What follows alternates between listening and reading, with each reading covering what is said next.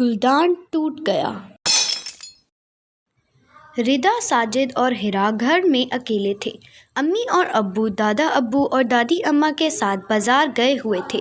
ہیرا سو رہی تھی۔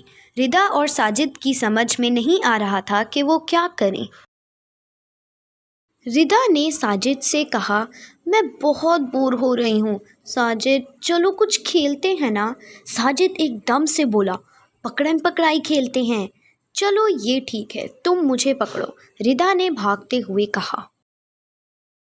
ردا بھاگتے بھاگتے کھانے کے کمرے میں چلی گئی۔ اس کے پیچھے ساجد بھی وہاں پہنچ گیا۔ ردا میز کے گرد چکر لگاتے ہوئے بولی، ساجد، تم مجھے نہیں پکڑ سکتے۔ پھر ردا وہاں سے بھاگتی ہوئی بیٹھک میں جا گھسی۔ ساجد بھی پیچھے بھاگا۔ ردا میز کے پاس سے گزری تو اس کا ہاتھ شیشے کے گلدان پر لگا۔ گلدان نیچے گر کر چکنا چور ہو گیا۔ ردا سہم کر کہنے لگی، ارے یہ گلدان تو ٹوٹ گیا، اب تو امی بہت ماریں گی۔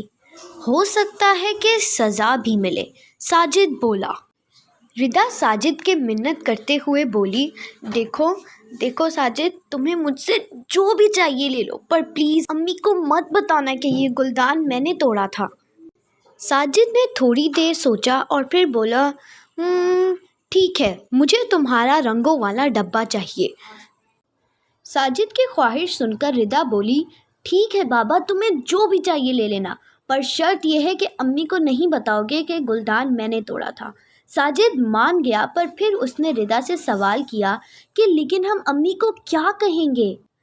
ردا نے تھوڑی دیر سوچا اور پھر بولی، ہم امی سے یہ کہیں گے کہ گلدان مانو نے توڑا ہے۔ ہاں، یہ ٹھیک آئیڈیا ہے، چلو اب اندر چلتے ہیں، امی بھی آنے والی ہوں گی۔ اور یوں وہ دونوں مانو بلی پر الزام لگا کر اندر چلے گئے۔ کچھ دیر بعد امی گھر آئیں تو ٹوٹا ہوا گلدان دیکھ کر بہت ناراض ہوئیں۔ ساجد، ردا، یہ گلدان کیسے ٹوٹا؟ انہوں نے بچوں سے پوچھا۔ ردا بولی، پتہ نہیں، مانو یہاں گھسی ہوئی تھی، اسی نے توڑا ہوگا۔ امی نے کہا، ایک تو میں اس بلی سے بہت تنگ ہوں، جب دیکھو کوئی نہ کوئی نقصان کرتی رہتی ہے، اب میں اسے اس گھر میں نہیں رکھوں گی۔ انہوں نے دروازہ کھول کر مانو کو باہر نکال دیا۔ شام کا اندھیرا ہونے لگا تو مانو نے میاؤں میاؤں کر کے اندر آنے کی کوشش کی، مگر ہر بار امی نے اسے ڈانٹ کر بھگا دیا۔ رات کو سب سو رہے تھے، لیکن ردا کو نیند نہیں آ رہی تھی۔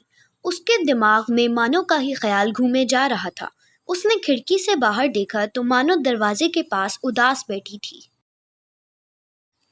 بیچاری مانو کا اس میں کیا قصور؟ مجھے امی کو سب کچھ سچ سچ بتا دینا چاہیے۔ یہ سوچ کر وہ امی کے پاس گئی اور امی کو تمام قصہ سنایا۔ امی وہ گلدان میرے سے ٹوٹا تھا، اس میں مانو کا کوئی قصور نہیں، آپ مجھے ڈانٹ لیجئے، مگر مانو کو پلیز اندر لے آئیے۔ ردا کی بات سن کر امی بولی، اچھا، تو گلدان مانو نے نہیں توڑا تھا؟ شاباش بیٹی، مجھے خوشی ہے کہ تم نے سچ بولا۔ چلو چل کر مانو کو اندر لے آئیں۔ اور سنو، آئندہ ایسے کھیل مت کھیلنا جس میں چیزوں کا نقصان ہو۔ اور اس طرح سے ردا کے سچ نے ایک بے قصور کو سزا ملنے سے بچا لیا۔ اگر آپ کو ہماری ویڈیو اچھی لگی تو ہمارے چینل کو سبسکرائب کریں، ویڈیو کو لائک کریں اور اپنے دوسرے فرینڈز کے ساتھ شیئر کریں۔ ملتے ہیں ایک نیو ویڈیو میں، بائے بائے۔